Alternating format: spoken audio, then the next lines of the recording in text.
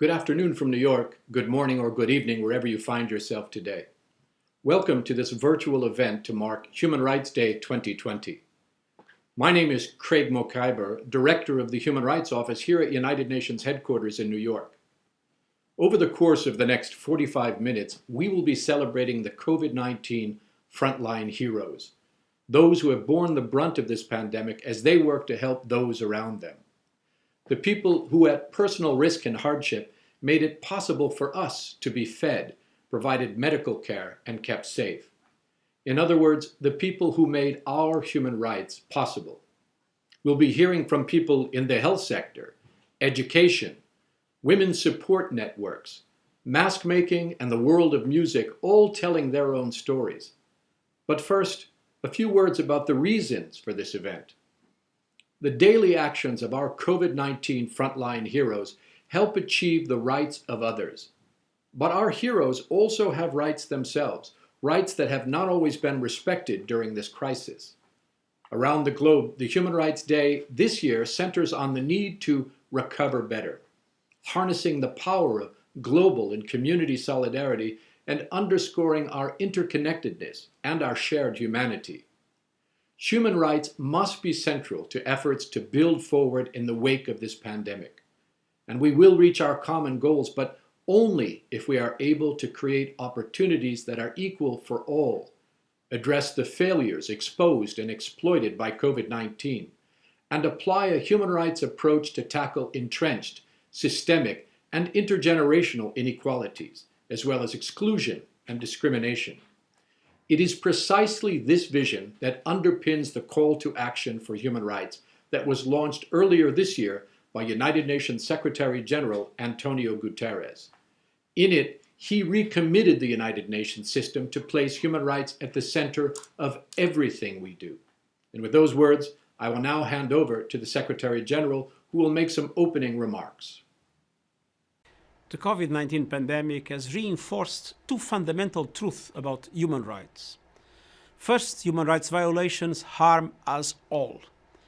The COVID-19 pandemic has had a disproportionate impact on vulnerable groups, including frontline workers, people with disabilities, older people, women and girls, and minorities. It has thrived because poverty, inequality, discrimination, the destruction of our natural environment, and other human rights failures have created enormous fragilities in our societies. At the same time, the pandemic is undermining human rights by providing a pretext for heavy-handed security responses and repressive measures that curtail civic space and media freedom. The second truth highlighted by the pandemic is that human rights are universal and protect us all. An effective response to the pandemic must be based on solidarity and cooperation. Divisive approaches, authoritarianism, and nationalism make no sense against a global threat. People and their rights must be front and center of response and recovery. We need universal rights-based frameworks like health coverage for all to beat this pandemic and protect us for the future. My call to action for human rights spells out the central role of human rights in crisis response, gender equality, public participation, climate justice, and sustainable development. On Human Rights Day and every day, let's resolve to act collectively, with human rights front and center, to recover from the COVID-19 pandemic and build a better future for all.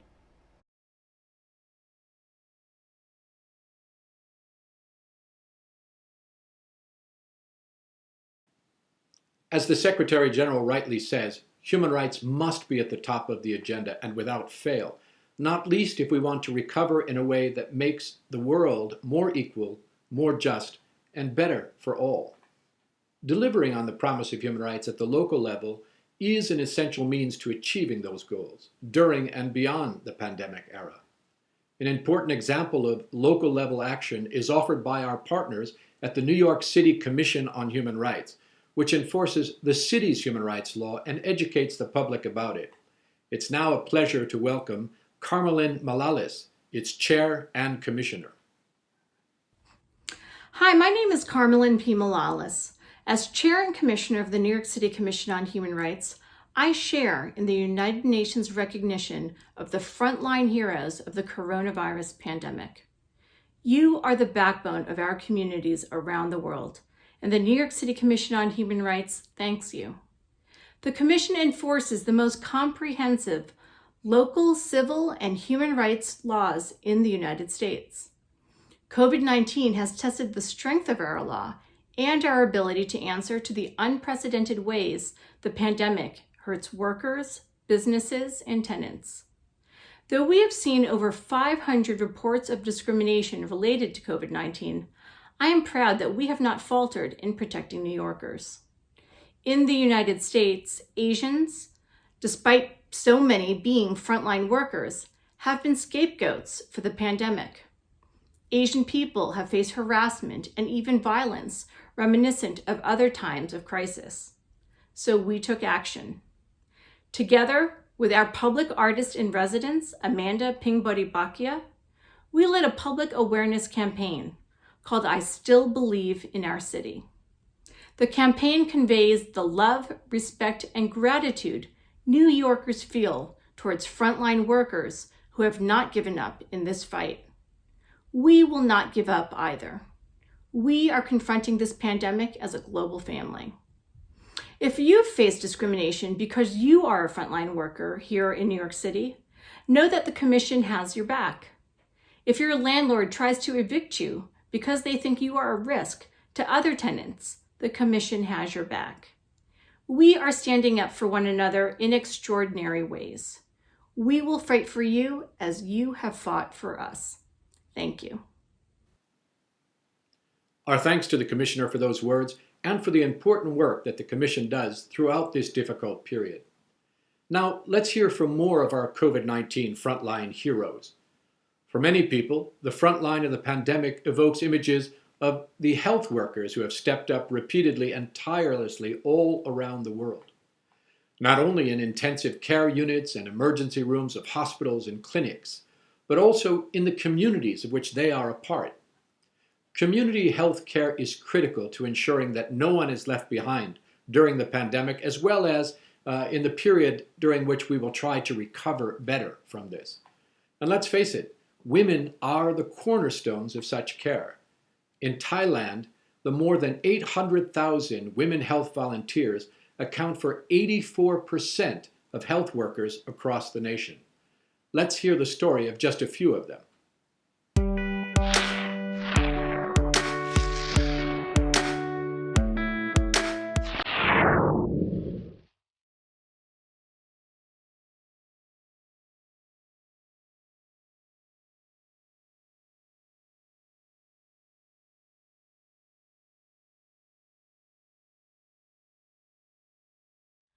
Women health volunteers are helping to break the stereotype that the role of women in society is limited at home, families, and domestic space.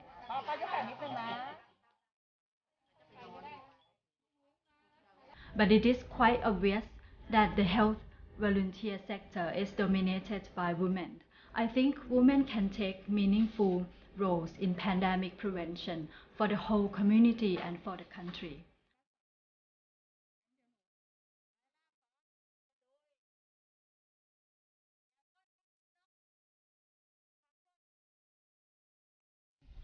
เราก็ยอมเสียสละโดยการว่าออกไปตรวจสุขภาพที่บ้านเอาผลของคนไข้เนี่ยเอามาให้หมอเพื่อหมอเนี่ยจะได้จ่ายยาแล้วเราก็เอายาเนี่ยไปให้ที่บ้าน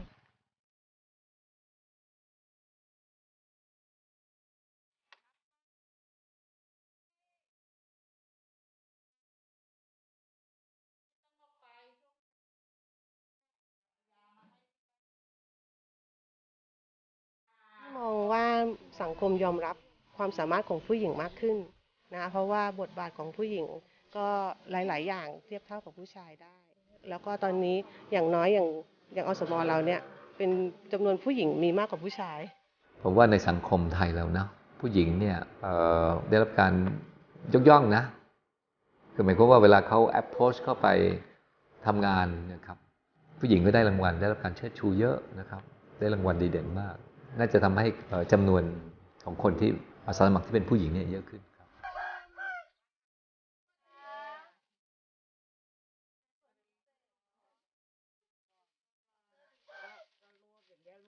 เป็นเหมือนกับเป็นผู้ช่วยโรงพยาบาลอีกทีนึงเพราะว่าโรงพยาบาลเนี่ยเจ้าหน้าที่น้อยแล้วก็คนป่วยเยอะ อย่างน้อยเนี่ยในชุมชนเนี่ยเราก็ได้แบ่งเบาภาระหน้าที่ของเขาได้บางอย่างในหน้าที่ที่เราสามารถทำได้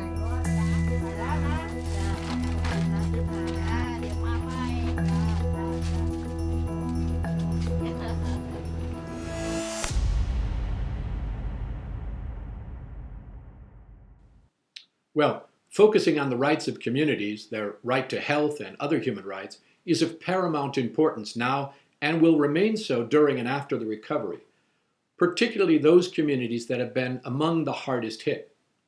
The pandemic has placed major strains on Indigenous peoples, including by disrupting culturally important social connections.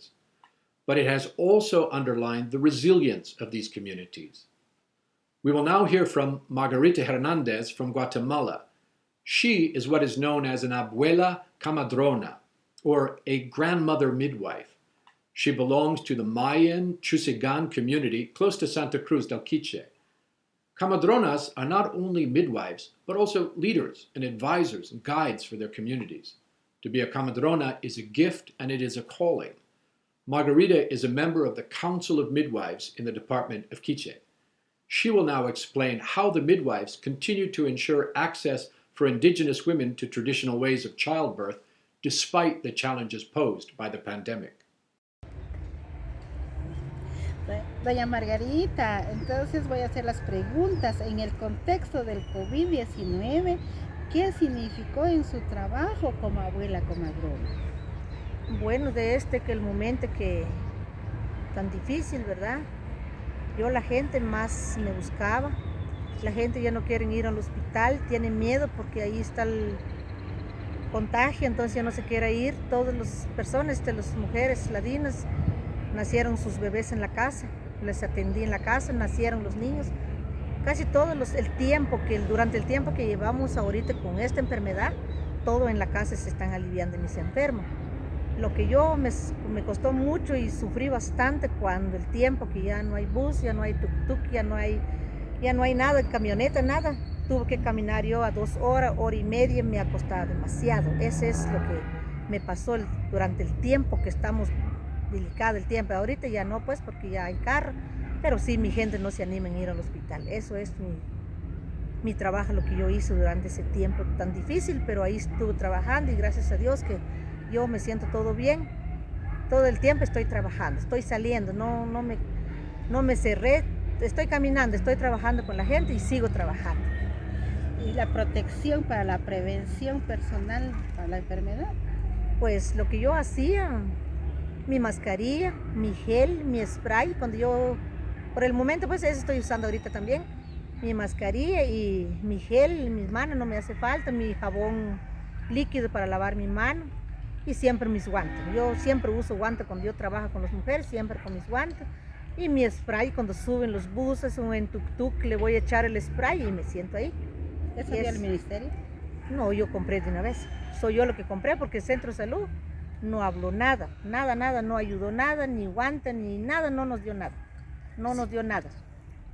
No sé si eso es, no sé lo que, entonces solito yo compré mis cosas. Yo todas mis cosas que estoy usando, solito estoy comprando. ¿No tuvo problema con los copodes, con la policía, No, ahí sí, yo estuve trabajando desde el tiempo, el toque de queda, porque yo fui a sacar mi seguro en el centro de salud, sí, ellos me dieron.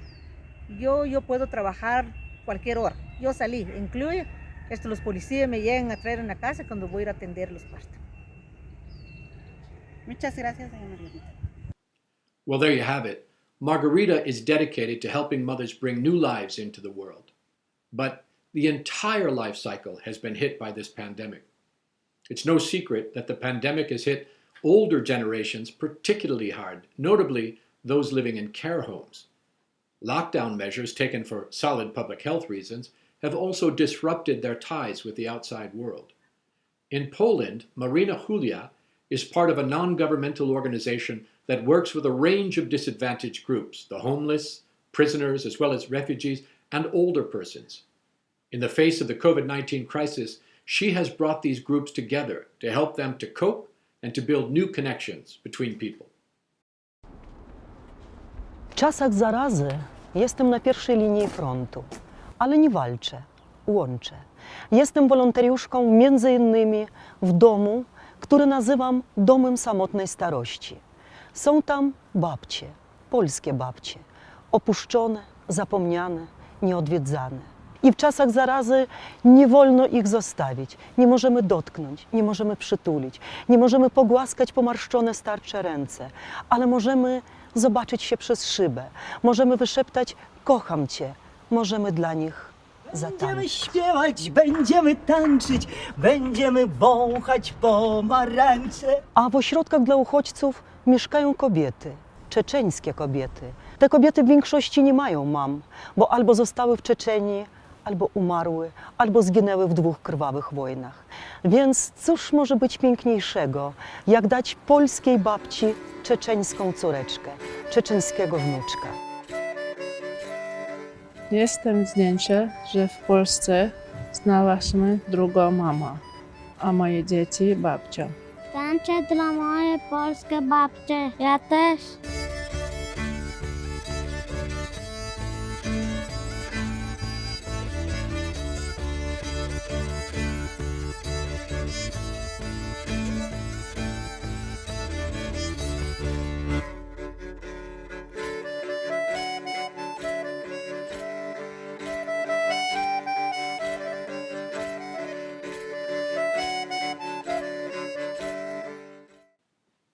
Well, music and dance have brought cheer to older persons in the Polish care homes visited by Marina Julia, thanks to her young friends from the refugee community. Whether amateur or professional, the arts have the power to unite people in times of crisis. But this sector relies on public performances, so it's been turned upside down by the pandemic. Many performers have had to rethink their operations from A to Z after losing the ability to make money and to fund their work, making this a pivotal moment. To try to remedy this, non-governmental organizations have sprung up to help artists navigate the impacts of the crisis and to recover better, for example, by writing inequities in streaming royalties. These include the New York-based Curio Arts, thanks to whom we can now enjoy a performance from Christian DeMarco of Dark Sky Hustlers. Playing at a safe distance in the open air of Central Park is his way of showing us through music what he's doing to build morale during the pandemic. I would like to introduce one of our favorite New York City bands, Dark Sky Hustlers. I ran into Christian at Central Park playing solo guitar and asked him if I might share Dark Sky's music with you today.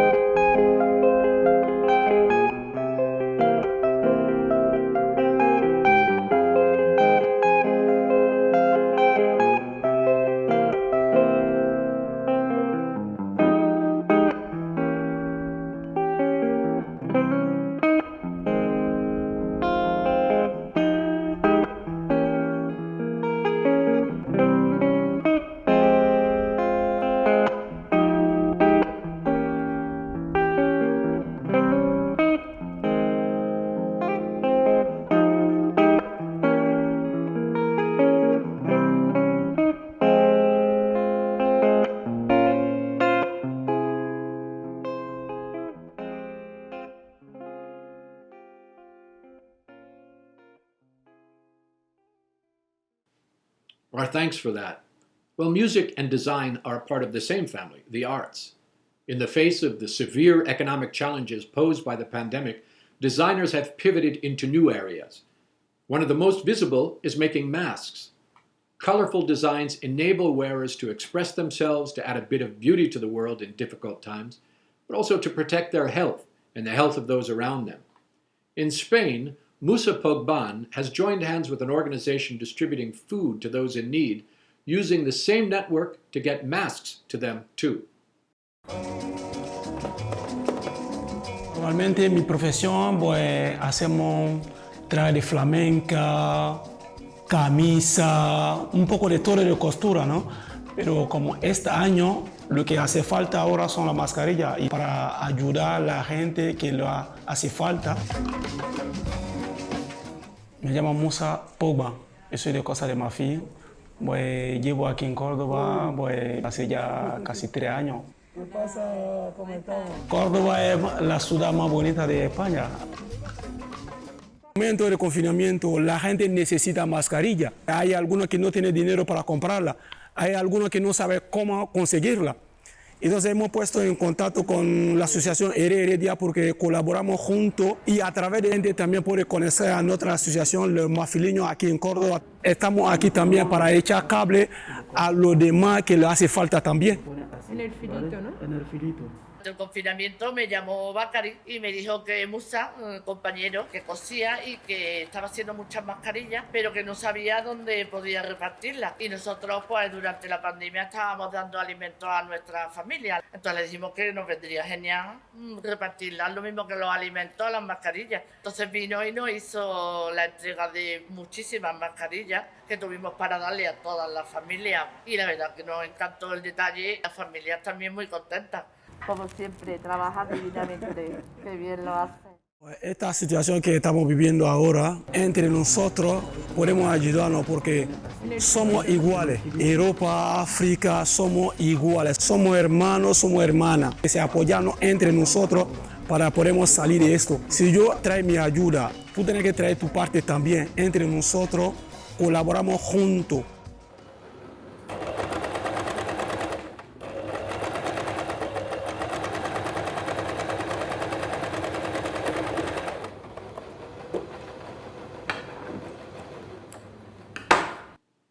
Well, as Musa says, we are all equal.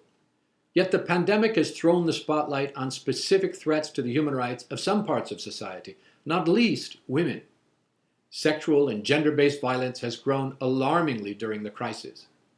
In Nigeria, Joy Ngozi Ezelo was already working to stem it before the pandemic struck, and her organization has used its existing networks and methods to raise public awareness about how to tackle COVID-19, with messages in different local languages on radio stations and social media, and hands-on activities in communities. One of the things I was concerned was my immediate constituency and their safety and their understanding about this COVID, what measures and how they have to keep clean, wash their hands regularly, because people are like, how do you, even people didn't have basic knowledge on how to do it. We ordered hand sanitizer, we went to primary health care facilities, we produced, we had buckets, we had information that could explain wash your hand, we had bucket with a tap, we had to distribute it across our immediate constituency. Women inclusion, even though it's a matter of right and social justice, that they should be involved. And UN Resolution 1325 that we're celebrating the 20th anniversary this year said women must be on table. Whether you're talking about peace, whether you're talking about pandemic or issues of this nature, they have to be there. We still need to raise an army of women, especially young girls, who their voices, we can amplify their voices to continue not only the safety messages, but also to keep them safe. Well, undeniably, empowering women is vital to achieving all human rights. Amid the pandemic, they frequently have found themselves playing additional roles as the family doctors who monitor the health conditions of family members, protect them from infection, and care for them in ways that are complicated by lockdowns. In essence, women have become first responders, directly responsible for protecting family members and thus contributing to the whole of society's fight against COVID-19. This is what underpins the work of Entisar El Said of the Cairo Foundation for Development and Law in Egypt.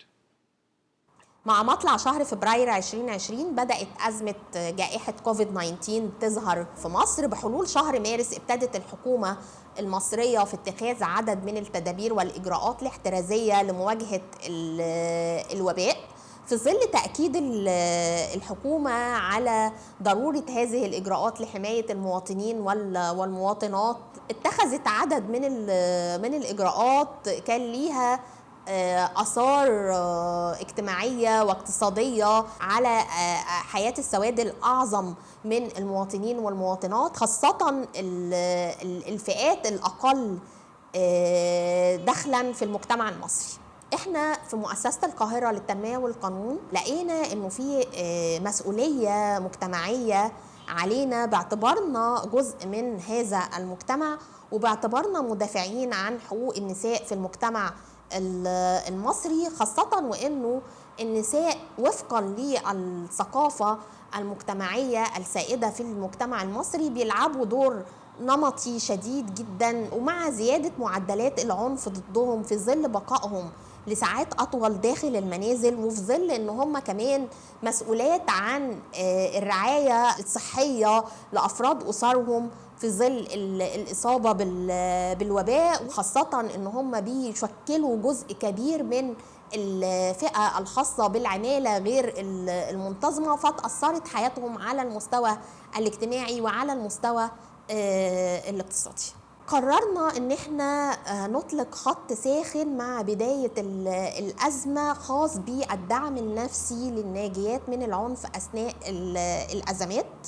أكدنا من خلال السوشيال ميديا ان احنا ما زلنا مستمرين في تقديم المساعدات القانونية الخاصة بنا. كان الهوت لاين شغال طول الوقت، وبعض الحالات اللي كانت بتستدعي إجراءات عاجلة من النزول لأقسام الشرطة كان فريق المحامين الخاص بينا موجود وياهم طول الوقت في أقسام الشرطة. أصدرنا مجموعة من الأوراق فيها توصيات بكيفية التعامل مع الأزمة لبعض الفئات اللي عملها بيحتم عليها الوجود في أماكن عالية الخطورة للإصابة بالعدوى من المرض، زي العاملين والعاملات في الصحافة والإعلام، المقدمي ومقدمات الخدمات الطبية، المحاميات والمحامين وهكذا. قمنا بمبادرة كان الهدف منها توزيع أدوات الحماية والوقاية على الفرق الطبية الموجودة داخل مستشفيات العزل في الحي اللي بنتواجد به كمؤسسة أو الموجود في مقر المؤسسة.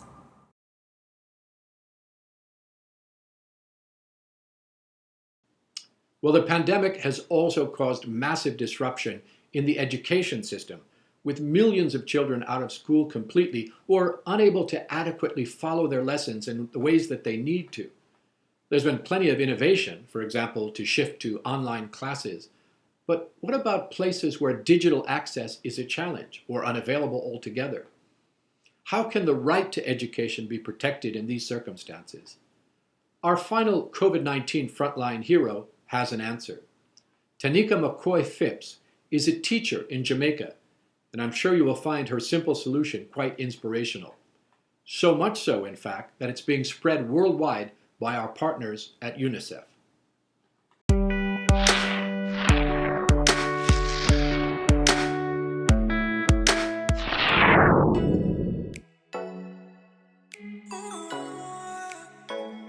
One day I was just around the back of my yard doing some chores and I heard a lot of noise. And I went to my gate to look to see what it was, and I saw children running up and down wild, a lot of kids, some riding bicycles, others playing different games. And I was like, wow, and this was school time. I know that if it wasn't the COVID, they would have been in class. So as a teacher, I took responsibility. I felt responsible because I was like, because we're not able to be with them, they're out there doing that. And I felt sad. And I knew that I had to do something about it. Then the thought came to me, paint blackboards in this community, put up the work at a designated spot, and let parents know. So everybody can just come and access it. Take their phone, take picture, and take it back inside their home for their children. And that's what I did. Early every morning, Mrs. McCoy Phipps and her assistants go to different communities where they religiously write the day's lesson on the community blackboard. The devout teacher says the COVID-19 pandemic has only increased her resolve to reach as many students as possible. It's called for teachers to be critical thinkers and proactive. And I can't let my children down. It doesn't matter if they're not members of my class. I just know definitely that I am responsible for the nation's children, so I'll have to do something about it. Behind every zinc fence and board lies a lot of children with great potential and ability. A project like this is important because it represents a community response to a community-based problem that has nationwide implications. And she's impacting hundreds of children with this simple idea. Education is a human right. We all have a right to a quality education. These blackboards are ways to help ensure at least some access to the content for the children so that at least every day they have something structured happening. She's working with the parents and the community to make sure that the teaching and learning doesn't stop, and we applaud her for that. Equal access to education. You don't know where these great children are. You just have to make sure that nobody's left behind. Hold their hands and bring them. Every child can learn, every child must learn.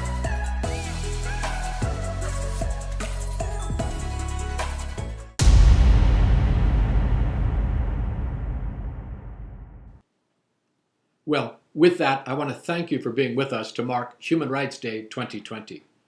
The voices from the ground that we've been able to share with you are a clear illustration that people have stepped up to tackle the pandemic in a way that supports the human rights of everyone. This is a conversation that will and must continue as we strive collectively to recover better.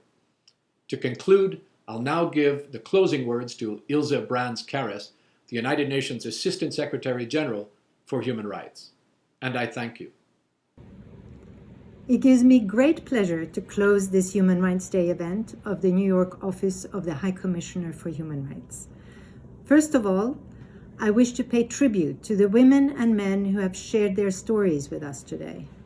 They represent the millions of people on the front line around the world who, despite great personal risk, have defied the COVID-19 pandemic to serve their communities. They have helped safeguard fundamental rights when the world needed it the most. The right to an education, the right to health, the right to safety and personal integrity, and the right to freedom from violence. Through individual courage and personal commitment, those on the front line have helped uphold the dignity of their neighbors and fellow citizens and keep our societies together in times of crisis. As their stories illustrate, this is happening in all corners of the world, from Bangkok to New York City, from Poland to Jamaica, from Cordoba to Cairo. The message that these local voices convey is a global one. The pandemic can only be defeated if we work together and act in solidarity with each other. Those most vulnerable, on the margins of society, who have already been hardest hit from inequalities and discrimination, must be our priority. As the Secretary-General underlined at the outset, human rights must be front and center of response and recovery if we are to beat COVID-19 and build forward better. This is also the tenet of the Secretary-General's call to action for human rights. Human rights must be at the heart of everything that the United Nations does. With the call to action as our common framework, our office and the entire UN system is committed to continue working hand in hand with governments, local authorities, and institutions such as the New York City Commission on Human Rights and civil society to combat the pandemic with human rights. Thank you.